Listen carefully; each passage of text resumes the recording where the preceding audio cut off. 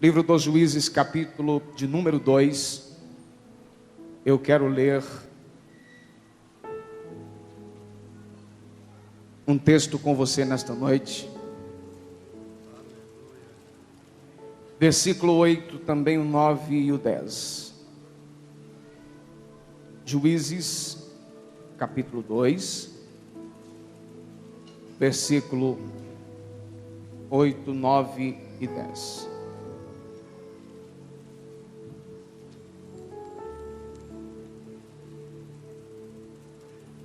Diz assim: Josué, servo do Senhor, morreu com 110 anos de idade. Ele foi enterrado na terra que recebeu por herança do Senhor, na região montanhosa de Efraim, norte do monte Gaás. Finalmente morreram todos os que pertenciam àquela geração e foram reunidos aos seus pais. E surgiu uma geração que não conhecia o Senhor e o que Ele fizera a Israel. Receba, Senhor, a nossa gratidão, o nosso culto nesta noite. Fale conosco de uma forma poderosa. A Tua palavra é luz para o nosso caminho. A Tua palavra, Senhor, de Gênesis a Apocalipse, ela é apta para nos ensinar, para nos corrigir, para nos edificar, para nos consolar. Que através da Tua palavra, Senhor, sejamos renovados nessa noite. Temos a nossa fé acrescentada, ó Deus, e venhamos, ó Pai, sair daqui nesta noite com um propósito de estar mais perto do Senhor.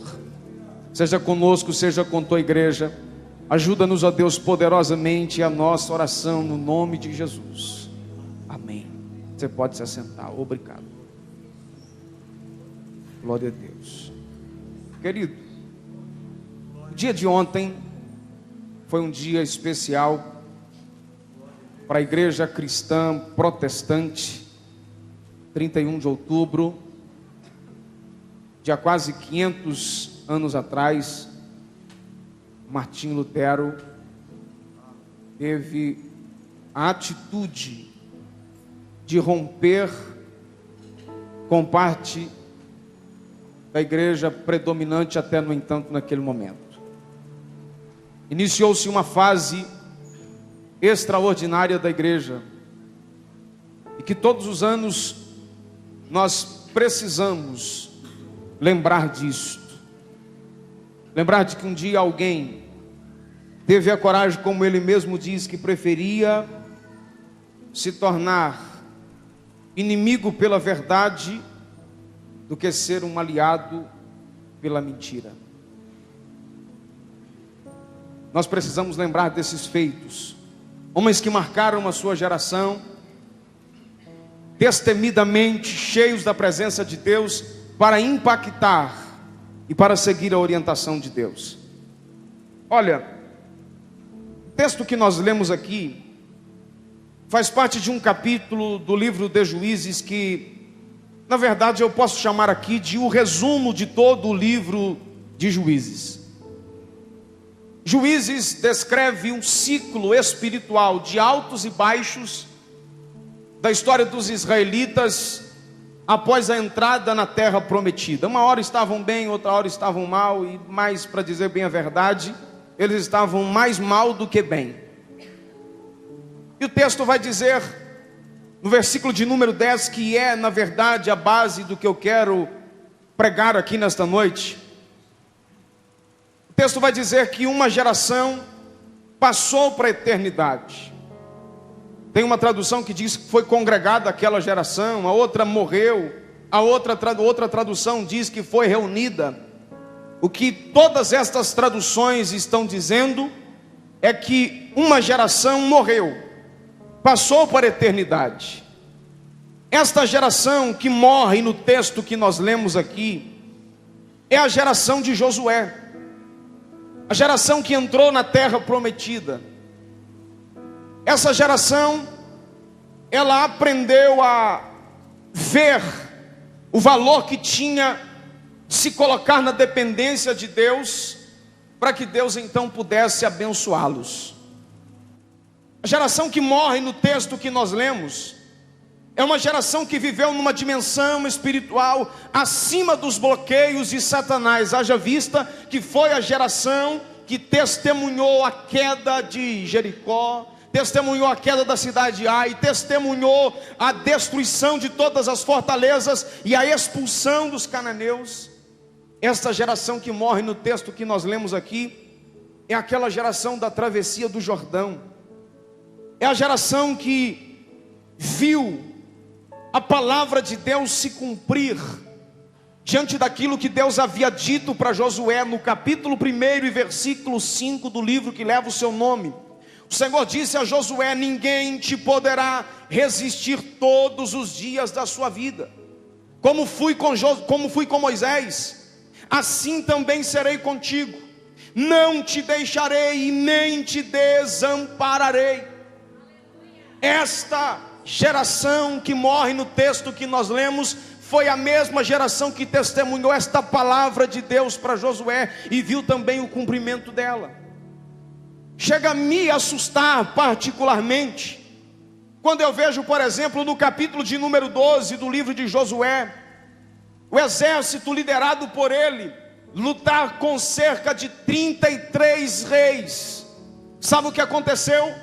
Nenhum destes reis foram capazes de resistir a Josué e o seu exército. 33 reis foram à falência, foram conquistados, foram destruídos eles, juntamente com a nação que eles governavam, com a tribo que eles dirigiam. Esta geração que morre no texto que nós lemos foi a geração que testemunhou de perto a obediência de Josué a Deus para vencer as guerras. Não era uma geração perfeita, porque ao longo da trajetória, devido às muitas lutas, eles chegaram a desanimar.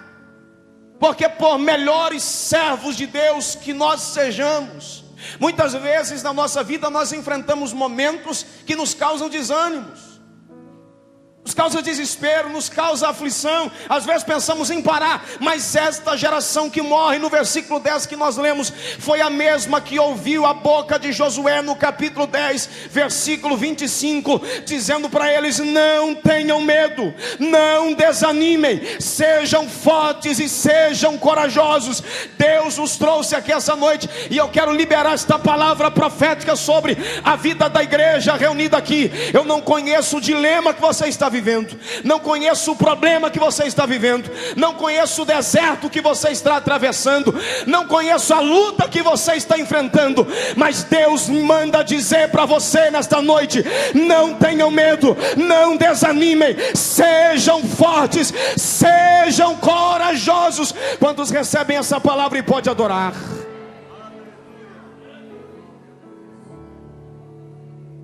Josué foi um homem corajoso.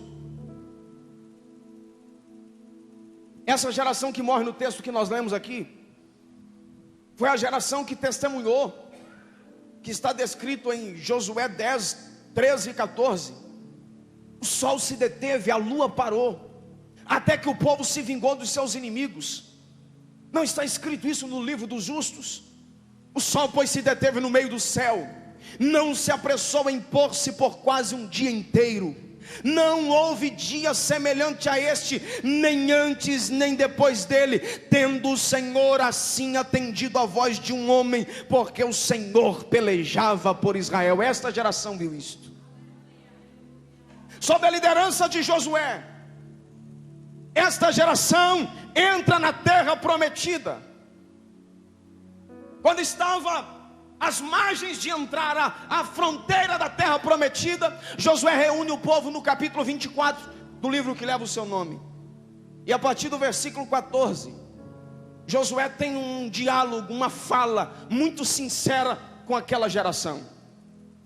Josué, com toda a congregação reunida, Josué diz para eles o seguinte: olha, nós vamos entrar. Vocês devem escolher hoje a quem vocês querem servir. Se vocês quiserem servir ao Deus de Abraão, de Isaac, de Jacó, o Deus que nos tirou do Egito, servem pois a este Deus. Mas se vocês optarem por servir o Deus da terra dos amorreus, Se vocês decidirem a servir o Deus que estas pessoas que moram em Canaã servem, pois tão somente a esse Deus. Mas aí quando chega no versículo de número 15, Josué dá uma palavra mostrando o seu posicionamento, a sua postura. Olha, vocês devem escolher a quem vocês querem servir. Eu, porém, e minha casa serviremos ao Senhor. Esta geração viu isso acontecer. Esta geração era uma geração que aprendeu o valor de estar na dependência de Deus. Observe, lembrando que não é a mesma geração que saiu do Egito. Esta geração aprendeu as dificuldades do deserto, aprendeu com o frio e o calor, dia e noite. Essa geração aprendeu o que era permanecer na dependência de Deus, se quisessem ver a mão de Deus operar a favor deles. E agora quando chega no texto que nós lemos aqui, a Bíblia diz que esta geração passa para a eternidade. Ela morre, ela reúne-se aos seus pais.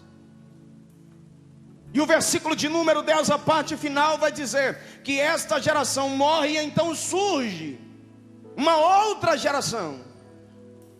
Surgiu agora uma geração que o texto diz que esta não conhecia ao Senhor, e nem tampouco a obra que ele fizera a Israel.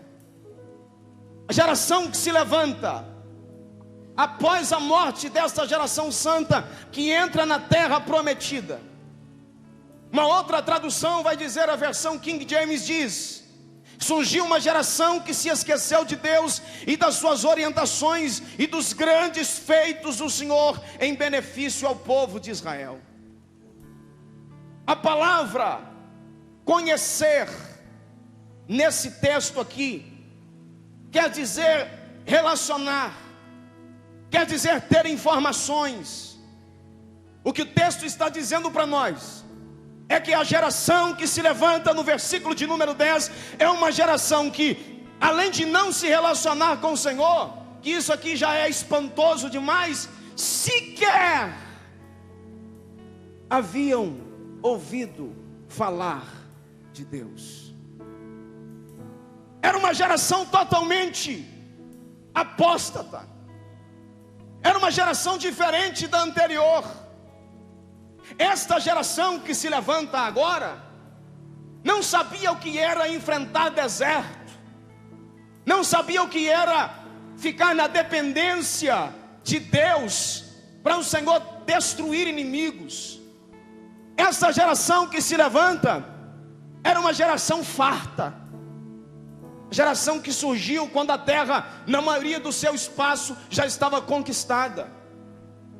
Geração da fartura, geração que não sabia o que era ter que expulsar os inimigos da terra, para que pudessem então arrumar um lugar para morar.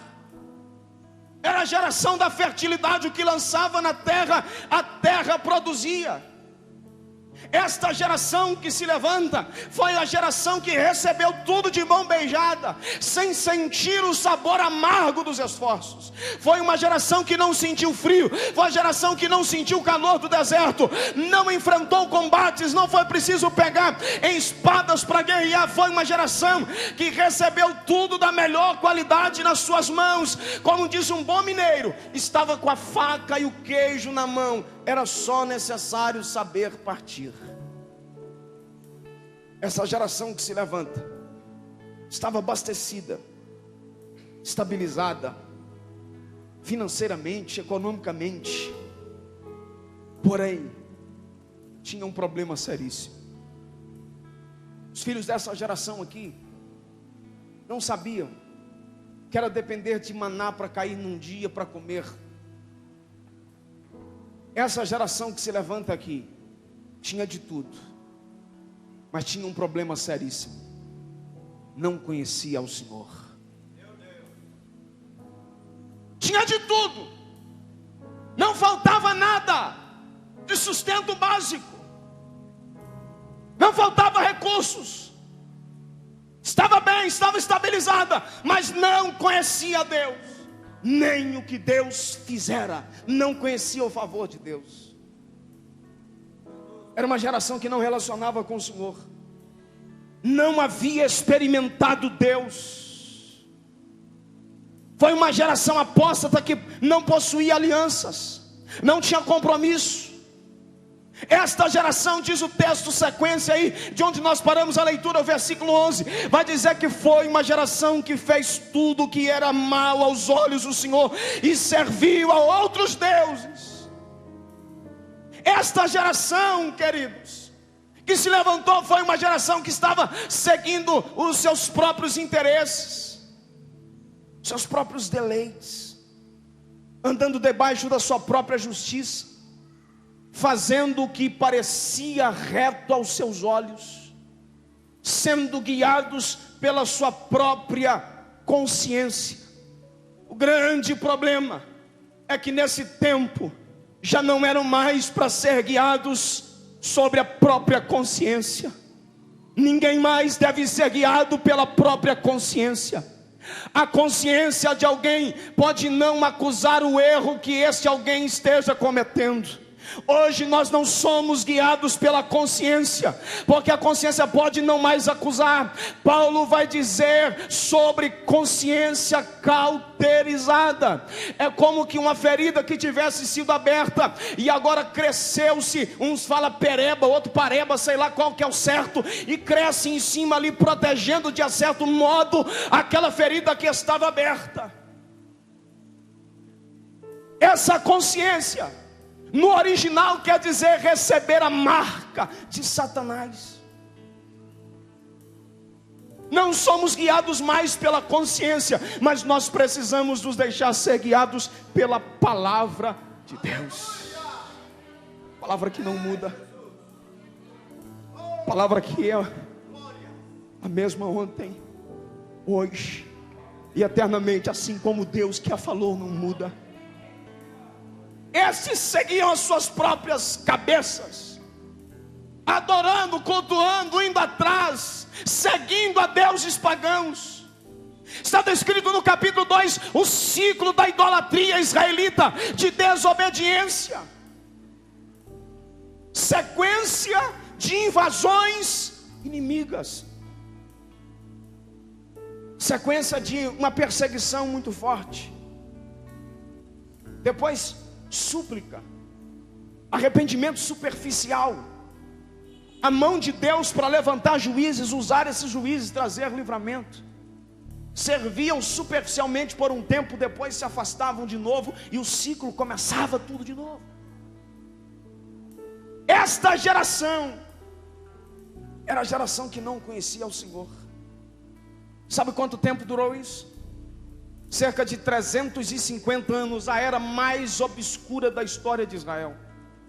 Deus levantou cerca de 13 juízes, líderes militares ou civil, para direcionar, para julgar determinadas partes da terra de Canaã, a terra então chamada agora terra dos israelitas. Nenhum juiz chegou a governar toda a nação. Alguns deles foram contemporâneos, julgaram na mesma época. Deus derramava de uma certa forma bênçãos, prosperidade durante os dias de vida daquele juiz. Quando o povo percebia que o juiz havia morrido, voltava-se novamente à sua promiscuidade e apostasia. Essa geração não sabia o que era servir a Deus, não conhecia o Senhor, não relacionava-se com o Senhor. Vou repetir: sequer tinha informações acerca de Deus. Eu vejo tudo isso aqui, eu fico assustado. Paulo vai dizer na sua carta aos Romanos, capítulo 15, versículo 40, que tudo o que dantes foi escrito para o nosso ensino. Foi escrito para o nosso alerta. Foi escrito para que nós não sejamos apanhados de surpresas. Foi escrito para nós mantermos a nossa cabeça no lugar em cima do pescoço e com capacidade para raciocinar e entender que os mesmos problemas que viveram antes, os mesmos caminhos que caminharam antes, se nós vivemos esses mesmos problemas espirituais e caminharmos pelos mesmos caminhos, o desfecho final não será diferente.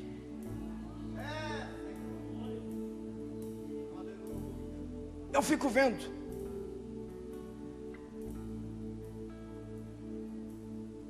como que a história de Israel assemelha-se com a história da igreja, ou a maneira mais correta seria aí o vice-versa.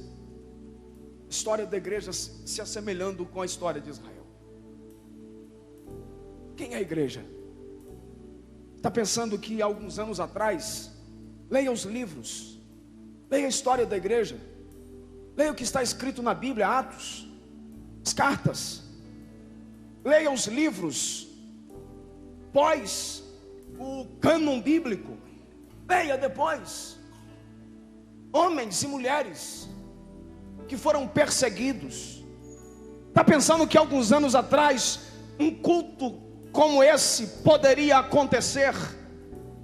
Está pensando que alguns anos atrás nós poderíamos estar aqui, portas e janelas abertas, e tudo indica que nós vamos chegar ao final do nosso culto sem ser incomodado, como nós já tivemos outras centenas e milhares de cultos anteriormente sem ser incomodados? Está pensando que sempre foi assim? Para nós chegarmos a esse ponto, irmãos, muita gente pagou um alto preço, muita gente foi preso, virou comida de feras dentro de jaulas. Para a igreja chegar a esse ponto que está hoje, muitos crentes se tornaram combustível para fogueira acesa em praça pública. Está pensando que para nós estarmos aqui hoje nessa mamata de sair da nossa casa todo arrumado, Bíblia na mão, terno, gravata, vir aqui assentar na igreja para cultuar, dizer que ele é grande, dizer que vou navegar, dizer que ele é maior e tal? Está pensando que sempre foi assim? Nem sempre foi assim, meu filho. Os nossos pais, os pais da igreja, muitas vezes foram tidos como hereges, perseguidos, morreram, foram torturados, pagaram um preço muito alto, crucificado o próprio Cristo, que dizia dos apóstolos, uns lançados em panela gigante de óleo, crucificado de cabeça para baixo, crucificado em cruz em forma de X, sendo amarrado mãos em dois pés de um cavalo, os pés em outros pés de outros cavalos, e os dois cavalos sendo tocados com toda a força para os corpos se dilacerarem. Está pensando que nós sempre vivemos essa mamata que está hoje? Não é.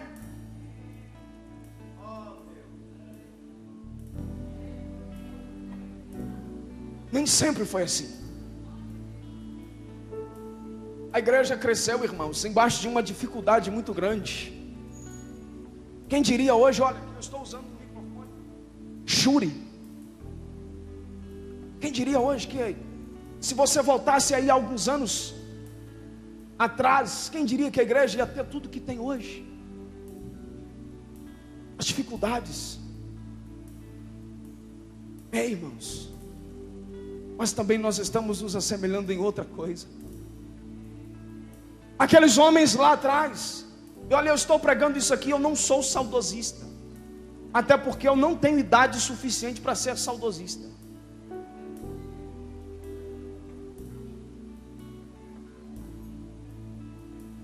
Algum tempo atrás não era assim.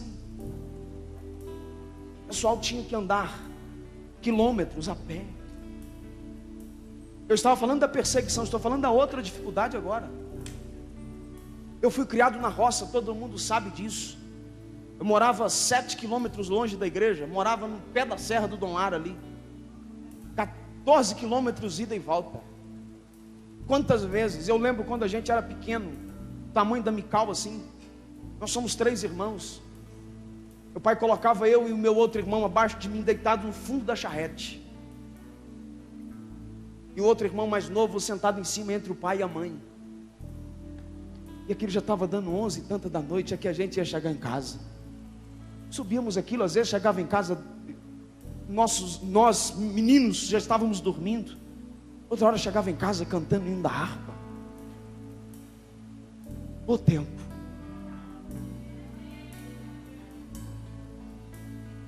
Não tinha chuva. Irmãos, é porque a igreja não tem jeito de guardar isso. Eu não estou pregando aqui algo para você que eu não vivi, não vivo. Não tem como a igreja guardar isso. Mas quem me conhece sabe. A coisa mais rara que tinha era nós perdermos uma escola dominical. Quantas vezes? Já levei chinelo na sacola de arroz, para a igreja. Saí de casa de madrugada no domingo, para ir para a escola dominical a pé, porque não tinha chovido tanto, não tinha jeito de charrete, bicicleta, nem nada. Chegava na igreja, ia para o banheiro para lavar os pés, calçar o chinelo e ir para a escola dominical.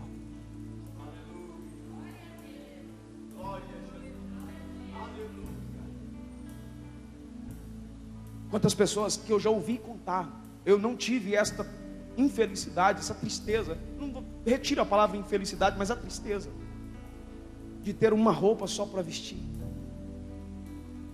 Ficava com trapos enquanto a roupa secava. Nós estamos abastecidos, irmãos. Nós estamos abastecidos. Ninguém encostou a charrete aí fora. Ninguém encostou um cavalo. Nós estamos bem.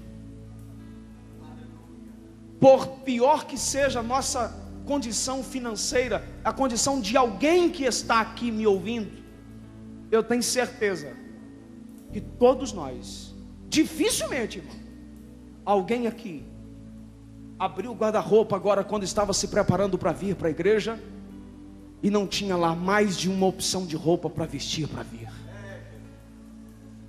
Aleluia! Obrigado. Eu cheguei. A fila já estava grande de carro. Você pode olhar que todos os cantos aqui tem carro encostado para tudo quanto é lado. Eu encostei o meu ali na frente. Não estou mais de bicicleta e nem de charrete. Eu estou falando isso não é para me gabar. Eu estou querendo mostrar para você que hoje nós estamos bem. Aleluia! Glória a Deus! Essa geração, a nossa geração, a igreja brasileira é a igreja do ouro, da prata, a igreja abastecida, não nos falta nada, não nos falta o que comer, o que beber, o que vestir, não nos falta equipamentos da melhor qualidade para nós oferecermos o culto, bancos acolchoados, quem diria, cadeiras, quem diria, se muitos alguns anos atrás assentavam no chão, bancos feitos de reguinha, que você assentava, você quase vazava lá embaixo. Quem diria? Estamos nos preparando daqui uns dias no nome de Jesus, vai botar ar condicionado aqui, oh, glória a Deus por isso, irmão. Não estou dizendo que isso é ruim, não, isso é bom. Só que ao mesmo tempo que nós estamos abastecidos de todas essas coisas, esta geração da igreja é uma geração do evangelho fraco, do evangelho diluído, que beneficia a carne, não condena o pecado, não regenera, não transforma o pecador. É uma geração que tem com fartura, é uma geração que está abastecida, é uma geração que tem abundância, mas nós estamos longe daquilo que se deve estar, no conhecimento e da comunhão com o Senhor.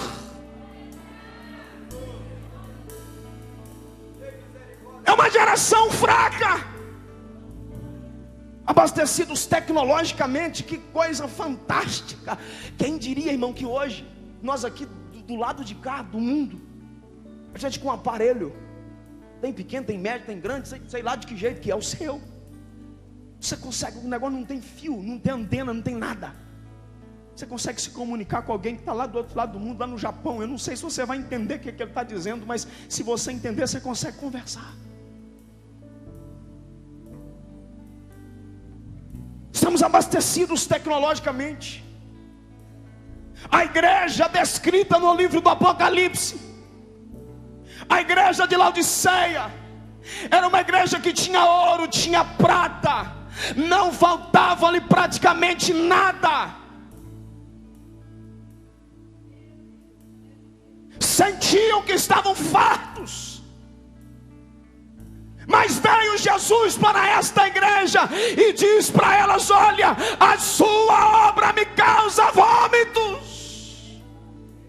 Que Deus tenha compaixão de nós. Deus guarde a minha alma de me tornar repugnante a Deus, ao ponto das minhas ações provocar ânsia de vômitos. Guarda a minha alma. É uma geração pobre espiritualmente, geração da fartura, do acesso rápido à informação, geração do ouro e da prata. Mas foi a mesma igreja que deixou Jesus do lado de fora.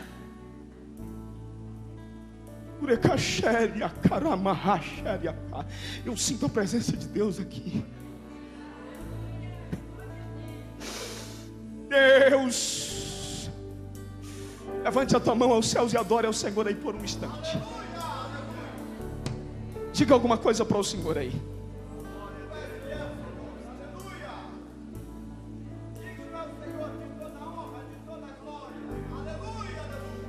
Deus me deu uma palavra profética para esta noite. Eu não estou aqui apenas como um pregador de domingo à noite. Recai sobre os meus ombros desta noite uma palavra profética para esta igreja e para todas as igrejas ligadas a esta. Aleluia. É tempo de nós despertarmos. É tempo de nós aproximarmos mais do Senhor. Nasceu uma geração que não conhecia o Senhor, e nem tampouco o que Deus fizera a Israel. Irmãos, vamos acordar para isto. Oh, esta geração caminha pelos mesmos trilhos. Esta geração é a geração do Harry Potter. Conhece a coleção de cores salteados, jogos vorazes, deuses e demônios, mas nunca leu a Bíblia toda. Conhece os contos de fadas, conhece toda a ficção cinematográfica, conhece a atualidade de tudo, até 50 tons de cinza, mas não conhece a Bíblia. Pensam que estão vestidos espiritualmente, mas são pobres, cegos e nus.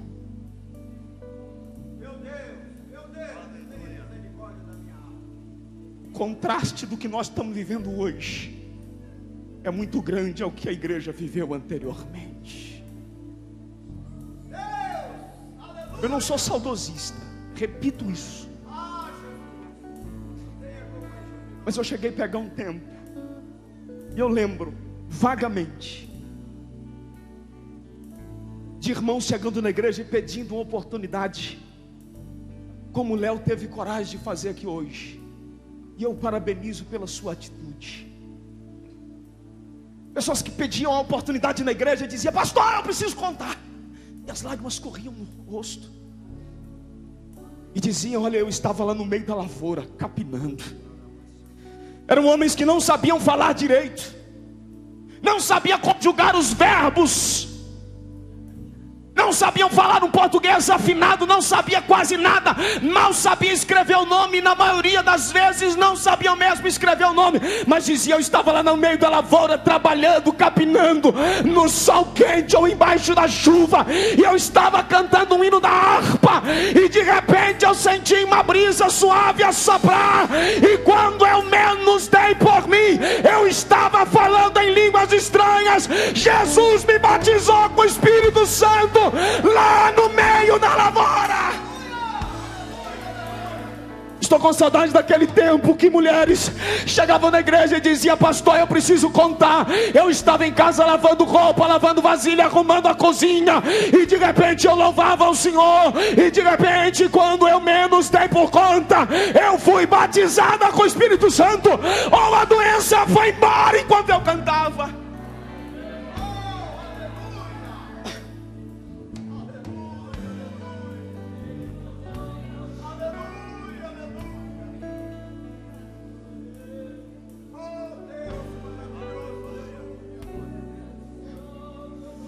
Quem tem ouvidos para ouvir, ouça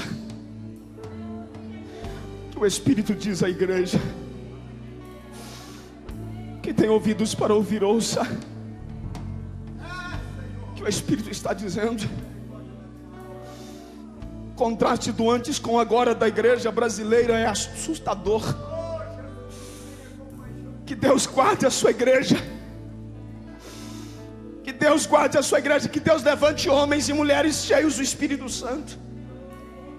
Marcas, sinais desta geração do texto que nós lemos, de que eles não conheciam o Senhor. Versículo 11 do capítulo 2, fizeram o que era mal ao Senhor. Versículo 12, receberam influência externa para trocar a Deus em troca de qualquer outra coisa. No versículo 7, desobedeceram os mandamentos, o texto diz. Versículo 20, o texto vai dizer: quebraram a aliança e foram insensíveis para ouvir. Versículo 4 do capítulo 3, deixaram de dar ouvidos aos mandamentos e aos princípios. Versículo 6 do capítulo 3, casamento sob jugo desigual. Tem mais um monte aqui. Eu poderia ficar aqui mais uma meia hora só citando isso aqui, mas não é o caso. Deus quer levantar nesses dias homens e mulheres, rapazes e moças cheios do Espírito Santo para impactar. Irmãos, a coisa está séria. Tem gente que já me ouviu pregar muitas vezes, e eu não sou disso, de ficar botando defeito nos outros, esses negócios assim, igreja principalmente. Mas a coisa está tão séria. Eu fui pregar em uma igreja conhecida, num estado vizinho, e eu saí daqui assim com uma expectativa muito grande, porque era uma oportunidade que eu estava tendo. Fui pregar em um congresso de jovens. Quando eu encostei o carro na porta, eu vi assim, que é um monte de tira, igual fazem em loja que está em promoção, e com aquele cortina de vento soprando para baixo, aqui tudo balançando assim. É festa de jovem, beleza, vai. A hora que o culto, entre aspas, foi começar, desligaram a luz. Eu estava lá, terno e gravata, imagina eu no meio daquilo. Desligaram a luz, um rock daquele pesado, um jogo de luz vermelha, azul, verde. Quando eu pensei que já estava ruim demais, o cara pisa no cantinho assim, ó, subiu aquele canudo de fumaça. Foi: cara, desliga ali, tá pegando fogo. Não é não, irmão, aqui é assim mesmo.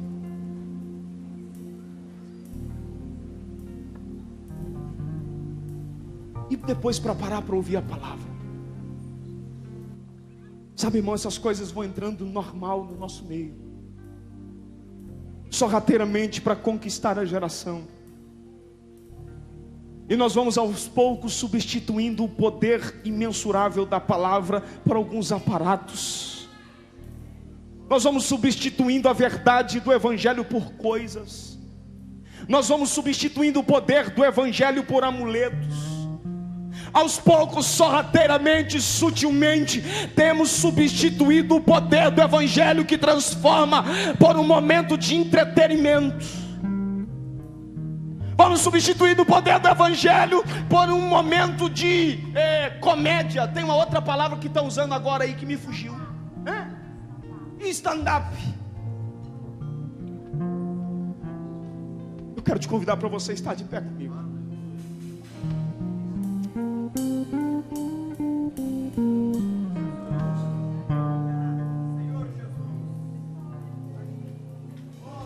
Agora, sabe uma das coisas que mais me alegra nisso tudo, que me entristece?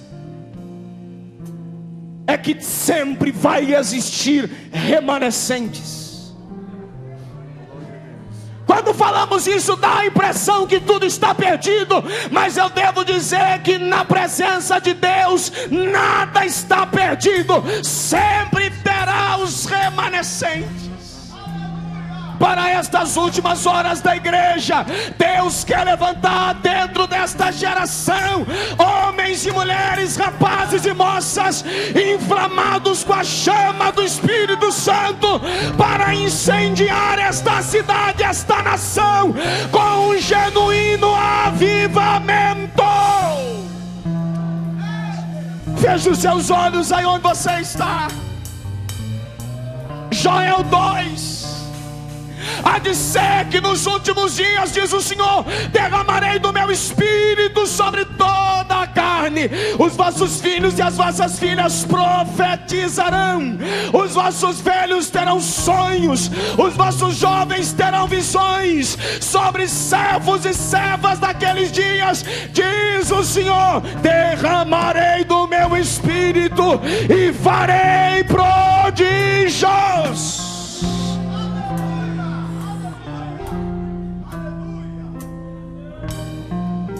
Você está orando, continue a orar.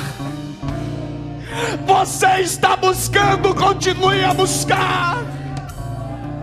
Deus nos convida, querido, a um relacionamento sincero com Ele. Ei, voltemos à vida devocional. Feche os seus olhos. Deus nos convida para uma aliança. Aliança que não se quebra, mesmo diante das ofertas que pareçam valorosas. Deus está à procura de adoradores que não simplesmente abram a boca para cantar, mas que adorem em espírito e em verdade, independente do que possam ou não receber em troca.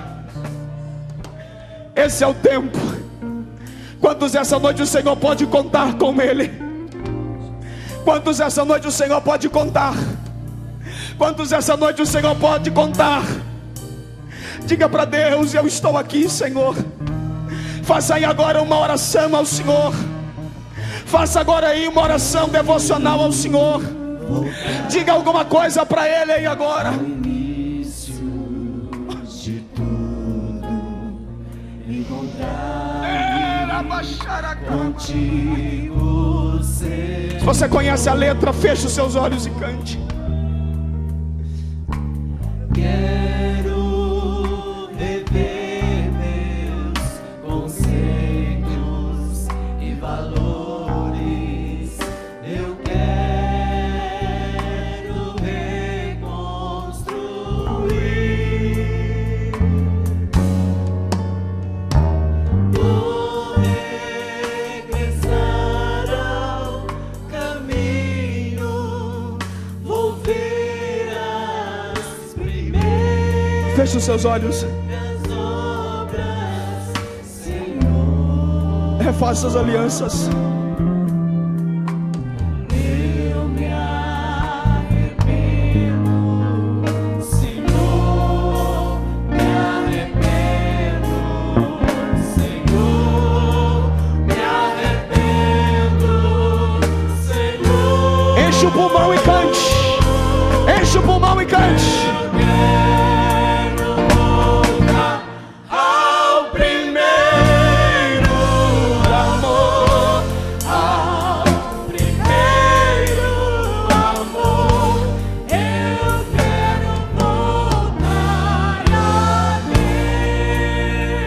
Senhor quer que você conheça Ele mais. Eu quero voltar ao primeiro Estreite essa aliança. amor.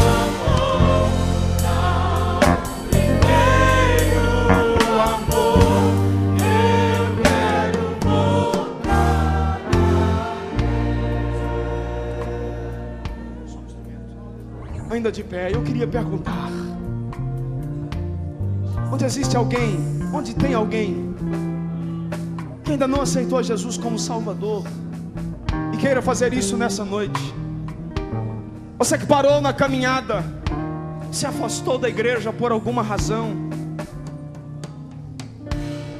fracassou na jornada espiritual, o Senhor está te convidando nesta noite a relacionar-se mais de perto com Ele a partir de hoje. Onde tem uma, duas ou mais pessoas que gostariam de fazer isso, eu quero orar por você. O Senhor está te chamando, o Senhor te quer mais perto dEle. Ele quer mudar o rumo da sua história, Ele quer trazer paz ao seu coração, Ele quer que você vá para o céu. Onde tem alguém que quer ter os seus pecados perdoados, eu não estou te prometendo uma vida sem espinhos, não estou te prometendo uma vida sem problemas e sem tribulação, mas eu estou lhe dizendo que se você aceitar a Jesus, você vai viver uma vida de vitórias. Apesar dos problemas, o Senhor sempre vai te dar vitória. Eu estou te dizendo que se você aceitar a Jesus, você vai ter uma terra melhor do que essa para você morar. Onde tem alguém que queira fazer isto, eu quero orar por você. Só me dê um sinal aí com a tua mão. Jesus está te chamando, Jesus está te chamando. Onde tem alguém que quer fazer isto, feche os seus olhos aí onde você está.